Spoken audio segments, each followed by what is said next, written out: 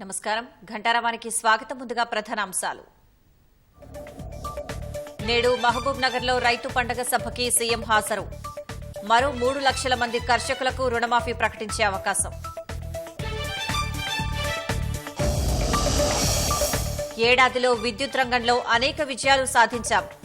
కరెంటుపై ప్రగతి నివేదికలో పేర్కొన్న రాష్ట్ర ప్రభుత్వం.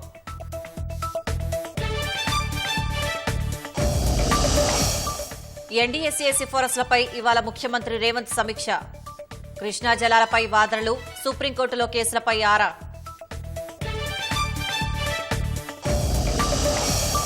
ప్రసాదాల నాణ్యతలో జోక్యం చేసుకోలేమన్న సుప్రీంకోర్టు. ఆ అధికారాలు రాష్ట్ర పరిధిలో ఉంటాయని స్పష్టీకరణ.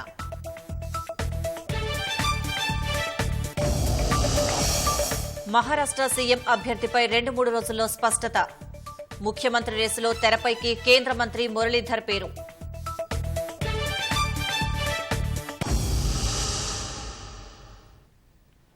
ప్రజా విజయోత్సవాల్లో భాగంగా మహబూబ్ నగర్ వేదికగా రైతులపై ముఖ్యమంత్రి రేవంత్ రెడ్డి వరాల జల్లు కురిపించనున్నారు. సాంకేతిక కారణాలతో నిలిచిపోయిన రుణమాఫీ డబ్బులను నేడు విడుదల చేయనున్నట్లు సమాచారం. దాదాపు 3 లక్షల మంది రైతులకు 3,000 కోట్ల రూపాయలను 4వ విడతగా రాష్ట్ర సర్కారు అందించనుంది. రైతు పండుగ ముగింపు వేడుకల భారీ బహిరంగ సభకు ఇప్పటికే సర్వం సిద్దమైంది. ఏడాది పాలనపై విమర్శలు గుప్పిస్తున్న విపక్షాలకు సభా వేదికగా ముఖ్యమంత్రి ధీటైన సమాధానం ఇవ్వనున్నట్లు తెలుస్తోంది. మహబూబ్ నగర్ జిల్లా భూత్పూర్లో నిర్వహిస్తున్న రైతు పండుగ ముగింపునకు సీఎం రేవంత్ రెడ్డి ఇవాళ హాజరు కానున్నారు. ఈ నేపథ్యంలోనే అమిస్తాపూర్లో నిర్వహించే బహిరంగ సభకి సర్వం సిద్దమైంది. ప్రజాపాలన విజయోత్సవాల్లో భాగంగా ఈ నెల 28 నుంచి 30వ తేదీ వరకు రైతు పండుగ వేడుకలని సర్కారు నిర్వహిస్తోంది. అత్యాధునిక సాగు పద్ధతులు, లాభసాటి పంటలు, వ్యవసాయ యాంత్రీకరణ, ఆధునిక పోకడలపై కర్షకులకు అవగాహన కల్పించేందుకు 150కి పైగా స్టాళ్లు ఏర్పాటు చేశారు. 3వ రోజు కార్యక్రమాలు కొనసాగనుండగా ఉమ్మడి జిల్లా సహా చుట్టుపక్కల జిల్లాల నుంచి రైతులను రప్పిస్తున్నారు.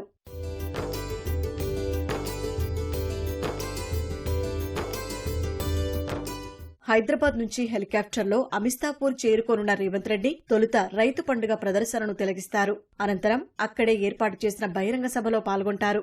సభ ముగిసిన తర్వాత రోడ్డు మార్గంలో హైదరాబాద్ తిరుగుపయనమవుతారు.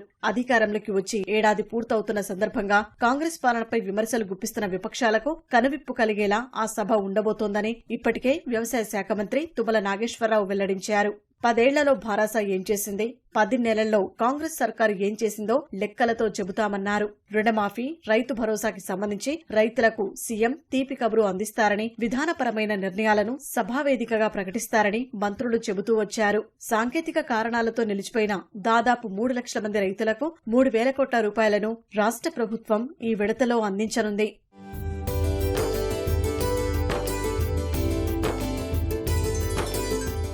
సభ విజయవంతానికి అధికార యంత్రాంగం, కాంగ్రెస్ ప్రతినిధులు కసరత్తులు ముమ్మరం చేశారు. ఉమ్మడి మహబూబ్ నగర్ జిల్లా సహా సమీపంలోని రంగారెడ్డి, నల్గొండ, వికారాబాద్ సహా ఇతర జిల్లాల నుంచి అన్నదాతలను రప్పించేందుకు ఏర్పాట్లు చేస్తున్నారు. 1,00,000 మంది వస్తారని అనుకున్నా అంచనాకు మించి వచ్చేలా ఉన్నారని కాంగ్రెస్ ప్రజాప్రతినిధులు చెబుతున్నారు. ఈ రైతు పండుగ కోసం లక్షలాదిగా రైతులు తరలి వస్తూ ఉన్నారు. ఇన్ఫర్మేషన్ కానీ రైతుల ఉత్సాహాన్ని చూస్తే రైతు పండుగ ముగింపు ఉత్సవాలకు 2 లక్షల మంది రైతులు తరలి వస్తారని చెప్పి మేము ఆశిస్తూ ఉన్నాం. అందుకు తగ్గట్టుగానే ఏర్పాట్లు చేస్తూ ఉన్నాం. పకడ్బందీ ఏర్పాట్లు, పార్కింగ్ కావచ్చు, మిగతా అన్ని విషయాల్లో లైటింగ్ అరేంజ్మెంట్స్ కానీ, ట్రాన్స్పోర్ట్ కానీ, ఎవరికి ఎక్కడ వచ్చే రైతులకు కానీ, రోడ్ల మీద వెళ్లే వాహనదారులకు కానీ, లేదా మహబూబ్ నగర్, భూత్పూర్, జడ్చర్ల పట్టణ వాసులకు కానీ ఎటువంటి ఇబ్బంది లేకుండా సువిశాలమైన ప్రాంగణంలో ఈరోజు ఈ రైతు పండుగను జరుపుకుంటా ఉన్నాం. మొత్తం రాష్ట్రం అంతా కూడా ఏకమై ఈ పండుగ కోసం ఎదురు చూస్తూ ఉంది. ఉమ్మడి మహబూబ్నగర్ జిల్లా నుంచి పెద్ద ఎత్తున రైతులు వస్తారు. అదేవిధంగా వివిధ జిల్లాల నుంచి కూడా పెద్ద ఎత్తున వచ్చే అవకాశం ఉంది. కాబట్టి మేము సమీకరించడం కంటే రైతులే ఈ రేపటి కోసం ఎదురు చూస్తూ ఉన్నారు. అది బయట తెలుస్తూ ఉంది. దాన్ని బట్టి అని చెప్పేసి ఈ సందర్భంగా తెలియజేస్తాను. రైతులకు సంబంధించి ముఖ్యమంత్రి గారు ముఖ్యంగా ఏదో పెండింగ్ ఉన్న రుణమాఫీ ఏదైతుందో కొందరికి టెక్నికల్ ఇష్యూస్ వల్ల ఆ రుణమాఫీ కాలేదో ఆ రైతులకు కూడా రేపు ముఖ్యమంత్రి గారి చేతుల మీదుగా శుభవార్త చెప్పబోతా ఉన్నాం. అదే కాకుండా రైతు భరోసా విషయంలో కూడా తప్పకుండా ఒక కీలక ప్రకటన చేయబోతా ఉన్నాం. ఇవే కాకుండా ముఖ్యంగా ఈరోజు రైతులు పండించిన పంట నష్టపోతే మన వర్షాలు పడ్డప్పుడు వెంబడే 10,000 రూపాయలు రైతుల అకౌంట్లలో జమ చేసిన ఘనత కూడా ఈరోజు మా ప్రభుత్వం అనేది. దాదాపు ఇప్పటికే 52,000 కోట్ల రూపాయలు ఈ 10 నెలల కాలంలో రైతుల కోసం ఖర్చు చేసినాం. సభకు వచ్చే రైతులకు ఏ ఇబ్బంది లేకుండా అధికార యంత్రాంగం చర్యలు చేపట్టింది. సీఎం పర్యటన దృష్ట్యా పోలీసులు పటిష్ట బందోబస్తు ఏర్పాటు చేశారు. మహబూబ్ నగర్ భూత్పూర్ మార్గంలో ప్రయాణించే వాహనాలను బైపాస్, జడ్చర్ల మీదుగా దారి మళ్లిస్తున్నారు. ప్రజాపాలన విద్యుత్సవాల్లో భాగంగా మహబూబ్ నగర్ లో ప్రభుత్వం ఏర్పాటు చేసిన రైతు పండుగ వేడుకల్లో స్టాళ్ల ప్రదర్శన అన్నదాతలను విశేషంగా ఆకట్టుకుంటోంది. కార్యక్రమంలో 150కి పైగా స్టాళ్లు ఉండగా అందులో సేంద్రియ వ్యవసాయం, వ్యవసాయ యాంత్రీకరణ, రైతు ఉత్పత్తి సంఘాలు ఇలా అనేకం ప్రత్యేకతను సంతరించుకున్నాయి. ప్రజా విజయోత్సవ వేడుకల్లో భాగంగా మహబూబ్ నగర్ లో ఏర్పాటు చేసిన స్టాళ్లు రైతులను ఆకర్షిస్తున్నాయి. వ్యవసాయ, ఉద్యాన, వెటర్నరీ విశ్వవిద్యాలయాలు, విత్తనాలు, ఎరువులు, పురుగుమందుల కంపెనీలు, ఉద్యాన, పట్టు, ఆయిల్ ఫెడ్, పశుసంవర్ధక, మత్స్య, పౌర సరఫరాల శాఖలు స్టాళ్లను ఏర్పాటు చేశాయి. మందుల పిచికారీకి వినియోగించే డ్రోన్లు, భూ సర్వే, సరకు రవాణా కోసం వినియోగించే డ్రోన్లను రైతులు ఆసక్తిగా తిలకిస్తున్నారు. కాగా సాగు రంగంలో వచ్చిన అత్యాధునిక సాంకేతిక పరిజ్ఞానం రైతులకు ఎంతగానో ఉపయోగపడుతుందని స్టాళ్ల నిర్వాహకులు చెబుతున్నారు. దీంట్లో అడ్వాన్స్డ్ టెక్నాలజీ సాఫ్ట్వేర్ యూస్ చేస్తాము. సెన్సార్స్ ఉన్నాయి, లైవ్ స్ట్రీమింగ్ కెమెరా ఉంది.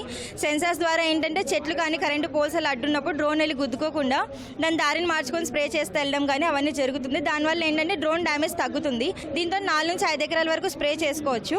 దీంట్లో ఏంటంటే ఒక ఎకరానికి 5 నుంచి 6 నిమిషాల లోపు ఒక ఎకరం కంప్లీట్ అవుతుంది.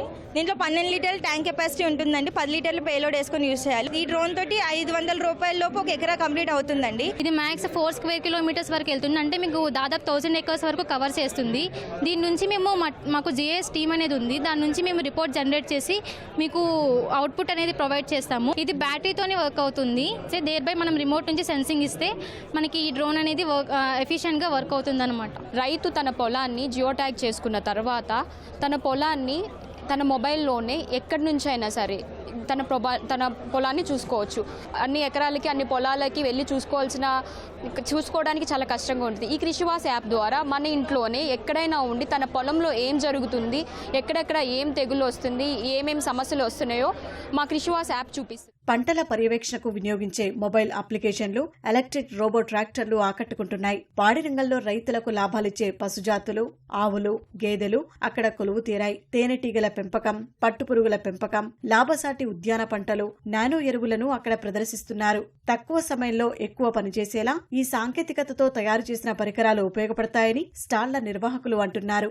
దీనివల్ల మానవ వనరుల వినియోగాన్ని తగ్గించవచ్చని చెబుతున్నారు. ఇది ఒక ఎలక్ట్రిక్ రోబోట్ అండి. దీని ఉపయోగాలు ఏంటంటే మనము రోటోవేటర్ యూస్ చేసుకోవచ్చు, కలుపు తీసుకోవచ్చు, అలాగే స్ప్రే చేసుకోవచ్చు. ఇలా మల్టిపుల్ యూజెస్ ఉన్నాయన్నమాట.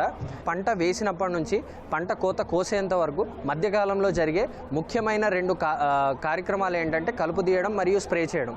సో వాటిని మనం దీని ద్వారా యూజ్ చేసుకోవచ్చు అనమాట. 10 మంది లేబర్ చేసే పనిని ఇది ఒక్కటే చేసేస్తుంది సార్. ఒక 2-3 రోజులు చేసే పనిని కొన్ని క్షణాల్లోనే కంప్లీట్ చేయగలుగుతుంది అనమాట. ఇక్కడ పుంగనూరు జాతి అనేది చాలా అతి చిన్న జాతి ఆవు. చిత్తూరులోని పుంగనూరు ప్రాంతంలో ఇది ఉంటుంది. ఎక్కువగా 1 లీటర్ పాల వరకే ఇస్తుంది. ఒక ప్యాషన్గా పెంచుకుంటారు దీన్ని. ఎంతో ప్రేమగా చూసుకొని ఒక ప్యాషన్గా పెంచుకునే జాతి రకం ఇది. విద్యుత్ రంగంలో 10 ఏళ్ల విధ్వంసానికి ఏడాదిలోనే అడ్డుకట్ట వేశామని ప్రజాప్రభుత్వం ప్రకటించింది. రైతులు, నిరుపేదలకు లాభసాటిగా ఉండే పథకాలను కొనసాగిస్తూనే విద్యుత్ రంగాన్ని పునరుద్దరించే ప్రయత్నం చేసినట్లు వివరించింది. ట్రాన్స్కో, జెన్కోతో పాటు డిస్కంలు విద్యుత్ సంస్థలన్నింటి ఉత్పత్తి సామర్థ్యం పెంచేందుకు అధిక ప్రాధాన్యమిచ్చినట్లు ప్రభుత్వం వెల్లడించింది. కరెంటు ఉత్పత్తి సామర్థ్యం, పునరుత్పాదక విద్యుత్పై ప్రభుత్వం దృష్టి సారించినట్లు వివరించింది. దివాళా బాటలో ఉన్న విద్యుత్ సంస్థలని గాడిలో పెట్టేందుకు తొలి ఏడాదిలోనే అనేక ప్రయోగాత్మక విధానాలు అనుసరించినట్లు ప్రజాప్రభుత్వం వెల్లడించింది. విద్యుత్ రంగంలో సాధించిన ప్రగతిపై ప్రభుత్వం ప్రకటన విడుదల చేసింది. సీఎంగా రేవంత్ రెడ్డి అధికారం చేపట్టిన వెంటనే అసెంబ్లీ సమావేశాలు ఏర్పాటు చేసి అప్పులు, 1000 కోట్ల నష్టాలతో విధ్వంసమైన తీరుపై శ్వేతపత్రం విడుదల చేసినట్లు ప్రకటించింది. యాదాద్రి, భద్రాద్రి విద్యుత్ కేంద్రాల నిర్మాణం సహా గతంలో కొనుగోళ్లలో జరిగిన అవకతవకలపై విచారణకు న్యాయ కమిషన్ ఏర్పాటు చేసినట్లు వివరించింది. ఉమ్మడి రాష్ట్రంలో కాంగ్రెస్ అమలు చేసిన వ్యవసాయానికి ఉచిత విద్యుత్ పథకాన్ని కొనసాగించినట్లు పేర్కొంది. రైతు సంక్షేమమే లక్ష్యంగా తొలి ఏడాదిలో 10,444 కోట్ల ఉచిత విద్యుత్ సబ్సిడీ భారాన్ని భరించినట్లు వివరించింది. దాదాపు 29 లక్షల మంది రైతులు ఉచిత కరెంటు ద్వారా లబ్ధి పొందినట్లు చెప్పింది. ఎలాంటి ఛార్జీలు పెంచకుండా రాష్ట్రంలోని 1,85,00,000 మందికి నిరంతరాయంగా నాణ్యమైన కరెంటు సరఫరా చేసినట్లు స్పష్టం చేసింది. 6 గ్యారెంటీల్లో భాగంగా 200 యూనిట్లలోపు కరెంటు వాడే వినియోగదారులకి గృహజ్యోతి పథకం ద్వారా ఉచిత కరెంట్ సరఫరా చేస్తున్నట్లు తెలిపింది. ఈ మేరకు మార్చి నుంచి రాష్ట్ర వ్యాప్తంగా దాదాపు 50 లక్షల కుటుంబాలు జీరో బిల్లులు అందుకున్నట్లు స్పష్టం చేసింది.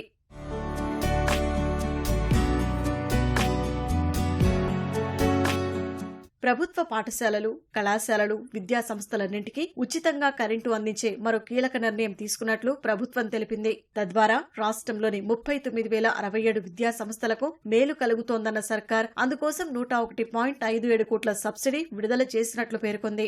రోజువారీ అధిక విద్యుత్ డిమాండ్లో తెలంగాణ చరిత్రలోనే తొలిసారిగా పెద్ద రాష్ట్రాలను అధిగమించినట్లు తెలిపింది.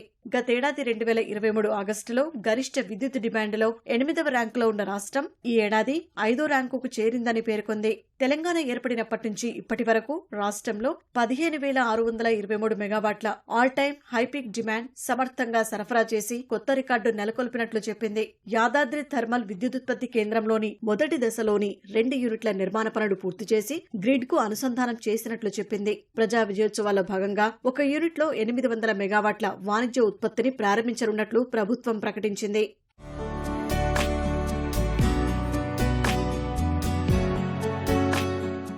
దేశంలో వినూత్నంగా మహిళా సంఘాల ఆధ్వర్యంలో 4,000 మెగావాట్ల సౌర విద్యుత్ ఉత్పత్తికి ప్రణాళికలు రూపొందించినట్లు సర్కారు తెలిపింది.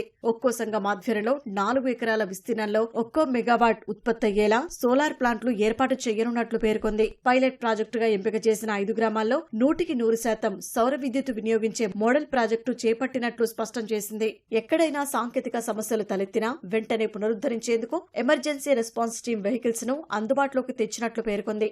రాష్ట్రంలో అవసరమైన చోట్ల 244 కొత్త సబ్ స్టేషన్ను నెలకొల్పుతున్నట్లు ప్రగతి నివేదికలో ప్రభుత్వం వెల్లడించింది. కాళేశ్వరం బ్యారేజీల మరమ్మతులపై నేషనల్ డ్యామ్ సేఫ్టీ అథారిటీ ఇచ్చిన మధ్యంతర నివేదిక అమలుపై ముఖ్యమంత్రి రేవంత్ రెడ్డి ఇవాళ సమీక్ష నిర్వహించనున్నారు. కృష్ణా జలాలపై బ్రిజేష్ కుమార్ ట్రైబ్యునల్ ఎదుట వాదనలు, సుప్రీంకోర్టులో కేసు తదితర అంశాలపై చర్చించనున్నారు. కాళేశ్వరంలో భాగంగా నిర్మించిన మేడిగడ్డ బ్యారేజీ 7వ బ్లాక్ కుంగడంతో పాటు భారీ బుంగ ఏర్పడడం, స్పిల్వే పీఎస్ దెబ్బతినడం, అన్నారం సుందిళ్ల బ్యారేజీలలో సీపేజ్ల నేపథ్యంలో రాష్ట్ర ప్రభుత్వం విజ్ఞప్తి మేరకు ఎన్డీఎస్ఏ నిపుణుల కమిటీని నియమించింది. ఈ కమిటీ బ్యారేజీలను పరిశీలించి మధ్యంతర నివేదిక ఇచ్చింది. మరోవైపు ఎన్డీఎస్ఏ సిఫారసులకు భిన్నంగా నీటిపారుదల శాఖ అధికారులు గ్రౌంటింగ్ చేయించారు. గ్రౌంటింగ్ చేయడం వల్ల బ్యారేజీలు ఎందుకు దెబ్బతిన్నాయో తెలుసుకోవడానికి అవసరమైన సాక్ష్యాధారాలు ధ్వంసం చేసినట్లయిందని అక్టోబర్ 11న ఎన్డీఎస్ఏ నిపుణుల కమిటీ నీటిపారుదల శాఖ కార్యదర్శికి రాసిన లేఖలో ఆవేదన వ్యక్తం చేసింది. గ్రౌంటింగ్పై ఎన్డీఎస్ఏ తీవ్రంగా అభ్యంతరం వ్యక్తం చేసిన నేపథ్యంలో ముఖ్యమంత్రి ఈ అంశంపై సమీక్షించడం ప్రాధాన్యం సంతరించుకుంది. నీటిపారుదల శాఖ మంత్రి ఉత్తమ్ కుమార్ రెడ్డి, ఉన్నతాధికారులు ఈ సమీక్షలో పాల్గొంటారు. డిసెంబర్ 4న పెద్దపల్లిలో నిర్వహించే యువశక్తి సభకు ముఖ్యమంత్రి రేవంత్ రెడ్డి హాజరై సుమారు 9,000 మందికి ఉద్యోగ నియామక పత్రాలందిస్తారని పరిశ్రమల ఐటీ శాఖ మంత్రి శ్రీధర్ బాబు తెలిపారు. పెద్దపల్లిలో డిసెంబర్ 4న జరగనున్న సభ ఏర్పాట్లపై సమీక్షించిన శ్రీధర్ బాబు, ప్రజా ప్రభుత్వం ఏర్పడి ఏడాది పూర్తవుతున్నందున పెద్దపల్లిలో యువత కోసం ప్రత్యేకంగా సభ నిర్వహిస్తున్నారు. ఆ సభలో ఇటీవల గ్రూప్ 4లో ఎంపికైన 8,143 మందితో పాటు 442 సివిల్ అసిస్టెంట్ సర్జన్లు, సింగరేణిలో ఉద్యోగాలు పొందిన వారికి ముఖ్యమంత్రి రేవంత్ నియామక పత్రాలు అందిస్తారని వివరించారు. ఆ సభలోనే స్కిల్ యూనివర్సిటీలో భాగస్వామ్యమయ్యే 7 ఏజెన్సీలతో ఒప్పంద పత్రాలపై సంతకాలు చేయనున్నట్లు శ్రీధర్ బాబు తెలిపారు. Digital employment exchange, CM cup ప్రారంభోత్సవం సహా 100 కోట్ల రూపాయల విలువైన అనేక కార్యక్రమాలను రేవంత్ రెడ్డి ప్రారంభిస్తారని శ్రీధర్ బాబు వెల్లడించారు. వివిధ రంగాల్లో ఉద్యోగ అవకాశాలను తెలిపేలా సుమారు 40 స్టాళ్లను సభా వేదిక వద్ద ఏర్పాటు చేయనున్నట్లు చెప్పారు. వరంగల్, మహబూబ్ నగర్ తరహాలో పెద్దపల్లి సభకు విస్తృత ఏర్పాట్లు చేయాలని అధికారులను మంత్రి శ్రీధర్ బాబు ఆదేశించారు. కొడంగల్, సుల్తాన్పూర్లో త్వరలో ప్రతిష్టాత్మక సైన్స్ సెంటర్లు ప్రారంభించనున్నట్లు వైద్యారోగ్య శాఖ మంత్రి దామోదర్ రాజ నరసింహ ప్రకటించారు. ముఖ్యమంత్రి రేవంత్ రెడ్డి సూచనల మేరకు Telangana council of science and technology, TGCAST ఆధ్వర్యంలో 8.65 కోట్లతో ఒక్కో కేంద్రాన్ని ఏర్పాటు చేస్తామని వెల్లడించారు. అందుకు ఆర్థిక శాఖ అనుమతివ్వడం, పర్యావరణ, అటవీ, సైన్స్ అండ్ టెక్నాలజీ శాఖలు జీవో విడుదల చేసినట్లు వివరించారు. సీజనల్ వ్యాధులు విస్తరించకుండా అధికారులు అప్రమత్తంగా ఉండాలని, ప్రాథమిక ఆసుపత్రుల్లో అవసరమైన మందులు, సిబ్బంది అందుబాటులో ఉండేలా చూడాలని స్పష్టం చేశారు. సచివాలయంలో అధికారులతో మంత్రి దామోదర్ రాజ్ నరసింహ సమీక్షించారు. హెల్త్ కేర్ విభాగం బలోపేతంపై అధికారులు మంత్రికి పవర్ పాయింట్ ప్రజెంటేషన్ ఇచ్చారు. ఇంటిగ్రేటెడ్ హెల్త్ ఫెసిలిటీ మేనేజ్మెంట్ సిస్టంపై డీఎంఈతో మంత్రి చర్చించారు. ఉస్మానియా, గాంధీ, ప్లేట్ల బుర్జు మెటర్నిటీ ఆసుపత్రుల్లో పడకల సామర్థ్యం పెంపు, పొరుగు సేవల సిబ్బంది పనితీరుపై చర్చించారు. 108, 102 కొత్త అంబులెన్స్ సేవలు ప్రారంభించేలా చర్యలు చేపట్టాలన్న మంత్రి ట్రాన్స్జెండర్ క్లినిక్లు, నర్సింగ్ కాలేజీలు త్వరలో ప్రారంభించేందుకు చర్యలు చేపట్టాలని అధికారులను మంత్రి దామోదర్ రాజ్ నరసింహ ఆదేశించారు. 40 బీసీ కులాలను కేంద్ర ఓబీసీ జాబితాలో చేర్చేలా రాష్ట ప్రభుత్వాన్ని కోరుతూ బీసీ కమిషన్ తీర్మానించింది. రాష్ట బీసీ జాబితాలో 130 కులాలుండగా అందులో కేంద్ర ఓబీసీ జాబితాలో 90 మాత్రమే ఉన్నాయని కమిషన్ పేర్కొంది. ఉమ్మడి జిల్లాల వారీగా ఇటీవల నిర్వహించిన సమావేశాల్లో అందిన వినతులపై బీసీ కమిషన్ చైర్మన్ నిరంజన్, సభ్యులు సమీక్షించారు. మిగతా 40 కులాలను కూడా ఓబీసీ జాబితాలో కలపాలని ఇప్పటికే రాష్ట్రం ప్రతిపాదనలు పంపించినప్పటికీ కేంద్ర ప్రభుత్వం ఉత్తర్వులు జారీ చేయలేదని బీసీ కమిషన్ చైర్మన్ నిరంజన్ తెలిపారు. దొమ్మర, బుడబుక్కల, తమ్మలి తదితర కులాల పేర్లతో మార్పులను కోరుతూ వచ్చిన వినతుల పట్ల సానుకూలంగా స్పందించిన కమిషన్ దీనిపై ప్రజాభిప్రాయ సేకరణ కోరుతూ నోటిఫికేషన్ ఇవ్వాలని నిర్ణయించింది. నెల రోజుల పాటు ప్రజాభిప్రాయాలు సేకరించి ప్రభుత్వానికి సిఫారసు చేయనున్నారు. ప్రజల నుంచి వివిధ అంశాలను పరిశీలించి ప్రభుత్వానికి నివేదికలు ఇవ్వనున్నట్లు బీసీ కమిషన్ చైర్మన్ నిరంజన్ తెలిపారు. అన్ని పోటీ పరీక్షలలో అబ్బాయిల కంటే అమ్మాయిలే ఎక్కువ సీట్లు సాధించడం సంతోషంగా ఉందని మాజీ మంత్రి సిద్దిపేట ఎమ్మెల్యే హరీష్ రావు అన్నారు. దీంతో ఇప్పుడు మగవారికే 20% రిజర్వేషన్ తెచ్చే పరిస్థితి వచ్చిందన్నారు. సిద్దిపేటలోని గర్ల్స్ హైస్కూల్లో ఏర్పాటు చేసిన జిల్లా స్థాయి వైజ్ఞానిక ప్రదర్శనను మాజీ మంత్రి సందర్శించారు. వివిధ పాఠశాలలకు చెందిన విద్యార్థులు తయారు చేసిన ఎగ్జిబిట్స్ ను పరిశీలించారు. రాష్ట్ర స్థాయిలో 1733 ఎగ్జిబిట్స్ తో సిద్దిపేట జిల్లా ప్రథమ స్థానంలో నిలిచిందన్నారు. 10వ తరగతి ఫలితాల్లో జిల్లా ప్రథమ స్థానంలో నిలిచే విధంగా ఉపాధ్యాయులు కృషి చేయాలన్నారు. నిజంగా ఆడపిల్లలు సైంటిస్టులు అవుతున్నారు, అన్ని కూడా అవుతున్నారు. మన తెలంగాణ రాష్ట్ర తొలి ముఖ్యమంత్రి గారు పోలీసులో మహిళల రిజర్వేషన్ లేదు, కానీ కేసీఆర్ గారు 33% పోలీసు ఉద్యోగాల్లో కూడా మహిళలకు రిజర్వేషన్ తెచ్చారు. ఇప్పుడు మీరు చూస్తే ఈ మధ్య మహిళా పోలీస్ కానిస్టేబుల్, మహిళా ఎస్ఐలు, మహిళా సిఐలు చాలా మంది కనబడుతున్నారు. ఇంకా పెరుగుతారు రాబోయే రోజుల్లో. అంటే ఇలా మహిళలు పురుషులు అనే తేడా లేకుండా అద్భుతంగా మన రాష్ట్రంలో బాగా మీరు చదువుకోవడం చాలా సంతోషం. కొందరు రాజకీయ స్వార్థం కోసం మాలలపై విషం చిమ్ముతున్నారని కాంగ్రెస్ ఎమ్మెల్యే వివేక్ వెంకటస్వామి ఆరోపించారు. డిసెంబర్ 1వ తేదీన హైదరాబాద్లో మాలల సింహగర్జన సభ నిర్వహించనున్నట్లు తెలిపారు. రాష్ట్రంలో మాలల సంఖ్య 30 లక్షలు ఉన్నట్లు పేర్కొన్న ఆయన కొందరు తక్కువ జనాభా ఉన్నట్లు తప్పుడు ప్రచారం చేస్తున్నారని విమర్శించారు. క్రిమిలేయర్ ఆధారంగా రిజర్వేషన్లు ఇవ్వాలని సుప్రీంకోర్టు చెప్పిందన్న ఆయన జనాభా ఆధారంగా రిజర్వేషన్లు ఇవ్వాలని చెప్పలేదని వివరించారు. మాలల సింహగర్జన అనగానే కొందరు భయపడుతున్నారన్నారు. 341 is homogeneity. Supreme Court decision went against it. That is why they said states can do the reservation. Actually, if it is so easy, BJP should have done in this parliament itself. It's so easy. Nobody stopped them. So we are fighting against the very basis of reservations. Once 341 article says there is no homogeneity, then it is over. That is our fight. SC's law, Dalits law, division JC. Already కుట్రలు ఉన్నాయి. అందరు కూడా అంటున్నారు మాలలు దోచుకుంటే backlog ఎట్లుంటుంది. మేము ఎవరి మీద విమర్శలు చేయలేదు, అడ్డుకుంటున్నామని చెప్పి ఎక్కడ కూడా మేము స్టేట్మెంట్ ఇవ్వలేదు. రంగారెడ్డి జిల్లా పెద్దంబర్పేట సమీపంలో సిద్దమవుతున్న తెలంగాణ తల్లి విగ్రహాన్ని ముఖ్యమంత్రి రేవంత్ రెడ్డి పరిశీలించారు. డిసెంబర్ 9న సచివాలయ ఆవరణలో తెలంగాణ తల్లి విగ్రహాన్ని సీఎం ఆవిష్కరించనున్నారు. ఈ విగ్రహాన్ని ఈశ్వరాచారి అనే కళాకారుడు రూపొందిస్తున్నాడు. విగ్రహం పూర్తిగా తయారై తుది మెరుగులు దిద్దుకుంటోంది. అయితే విగ్రహాన్ని ఎవరూ చూడకుండా పోలీసులు పకడ్బందీ బందోబస్తు నిర్వహిస్తున్నారు. రాష్ట్ర ప్రజలంతా తెలంగాణ తల్లి విగ్రహం ఎలా ఉండబోతోందని ఎంతో ఆతృతతో ఎదురుచూస్తున్నారు. పీజీ మెడికల్ సీట్లు బ్లాక్ చేసి వాటిని అక్రమంగా మేనేజ్మెంట్ సీట్ల కింద విక్రయించుకుని సొమ్ము చేసుకున్నారనే ఆరోపణలపై ఎన్ఫోర్స్మెంట్ డైరెక్టరేట్ ఈడీ మరో 2 కళాశాలల ఆస్తులు అటాచ్ చేసింది. తాజాగా Chalmeda Anandarao institute of medical sciences కి చెందిన 3.33 కోట్లు, ఎంఎన్ఆర్ మెడికల్ కళాశాలకు చెందిన 2.01 కోట్లు బ్యాంకు నిల్వలు ఈడీ అటాచ్ చేసింది. ఇప్పటి వరకు ఈ కేసులో 9.71 కోట్ల ఆస్తులను జప్తు చేసినట్లు ఈడీ తెలిపింది. కొందరు వ్యక్తులు, ఏజెన్సీలు నీట్ విద్యార్థులతో కలిసి తెలంగాణలోని పలు ప్రైవేటు మెడికల్ కళాశాలల్లోని పీజీ సీట్లను బ్లాక్ చేస్తున్నారని కాళోజీ నారాయణ యూనివర్సిటీ రిజిస్ట్రార్ వరంగల్లోని మట్టెవాడ ఠాణాలో ఫిర్యాదు చేశారు. ఈ కేసు ఆధారంగా కేసు నమోదు చేసిన ఈడీ దర్యాప్తు కొనసాగిస్తోంది. 10వ తరగతి పరీక్షల్లో కీలక మార్పులు చేస్తూ గురువారం తీసుకున్న నిర్ణయంపై విద్యాశాఖ వెనక్కి తగ్గింది. అంతర్గత మార్కుల తొలగింపు ఈసారికి ఉండదని, వచ్చే విద్యా సంవత్సరం నుంచి రాత పరీక్షకు 100 మార్కులు ఇచ్చే విధానం అమల్లోకి వస్తుందని శుక్రవారం సవరణ ఉత్తర్వులు జారీ చేసింది. అంటే గతేడాది అమలు చేసినట్లుగానే అంతర్గత పరీక్షలకు 20, చివరి పరీక్షకు 80 మార్కుల కేటాయింపు విధానమే ఈ సంవత్సరం కూడా అమలవుతుంది. పరీక్షలకు కేవలం 3.5 నెలల ముందు కీలకమైన మార్పులు చేయడంపై విమర్శలు రావడంతో ఈ నిర్ణయం తీసుకున్నట్లు భావిస్తున్నారు. అయితే గ్రేడింగ్ విధానాన్ని మాత్రం ప్రస్తుత విద్యా సంవత్సరం నుంచే ఎత్తివేయనున్నారు. అంటే గ్రేడింగ్ కి బదులు మార్కులు కేటాయిస్తారు.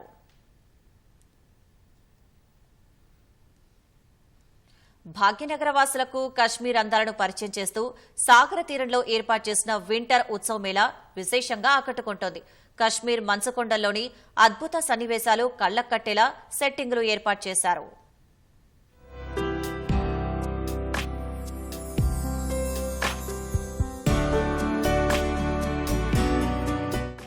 హైదరాబాద్లో గత 21 ఏళ్లుగా ప్రత్యేక అనుభూతులను పరిచయం చేస్తూ వింటర్ ఉత్సవ్ మేళాను నిర్వహిస్తున్నారు. నెక్లెస్ రోడ్ పీపుల్స్ ప్లాజా మైదానంలో ఈ ఏడాది కశ్మీర్ అందాలను భాగ్యనగర వాసులకు పరిచయం చేసే ఉద్దేశంతో వింటర్ ఉత్సవ్ మేళా ఏర్పాటు చేశారు. కశ్మీర్లోని ప్రకృతి అందాలను భాగ్యనగర వాసుల ముందుంచారు. -డిగ్రీ చలిలో ఎగ్జిబిషన్ ప్రవేశద్వారం ప్రత్యేక టన్నల్ గుండా వెళ్తూ కశ్మీర్ అందాలను తిలకించేలా అద్భుతంగా ఏర్పాట్లు చేశారు.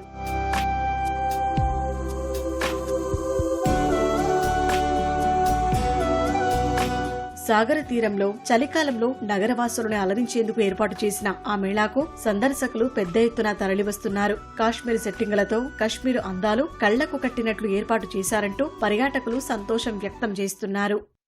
ఫస్ట్ టైం రావడం ఇక్కడికి చాలా నచ్చింది. స్నో అదంతా ఎంజాయ్ చేస్తున్నాము. పిల్లలు కూడా బాగా ఎంజాయ్ చేస్తున్నారు. చాలా బాగుంది అనిపిస్తుంది. కాశ్మీర్ వెళ్ళకుండా కూడా ఇక్కడ హైలైట్ గా బాగా అనిపిస్తుంది.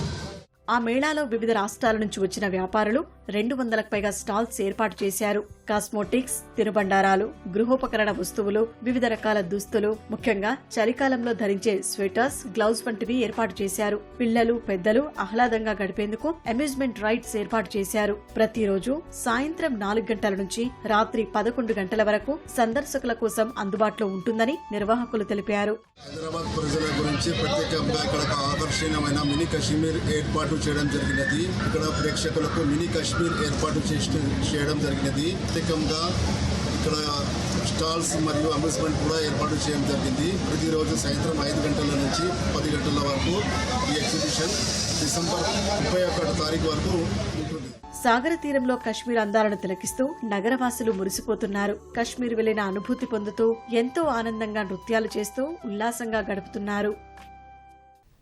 మహారాష్ట్ర అసెంబ్లీ ఎన్నికల ఫలితాలు వెలువడి వారం రోజులవుతున్నా కొత్త ప్రభుత్వ ఏర్పాటుపై సందిగ్ధత కొనసాగుతోంది.